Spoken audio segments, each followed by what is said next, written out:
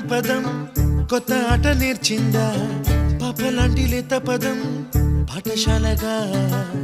కూనలమ్మ జానపదం పల్లె దాటి వచ్చిందా చవళిల జానతనం పాట చూపగా కుంచెలో దాగే చిత్రాలు ఎదురొచ్చేలా అంతటా ఎన్నో వర్ణాలు మంచులో దాగే చైత్రాలు బదులిచ్చేలా ఇంతలా ఏవో రాగాలు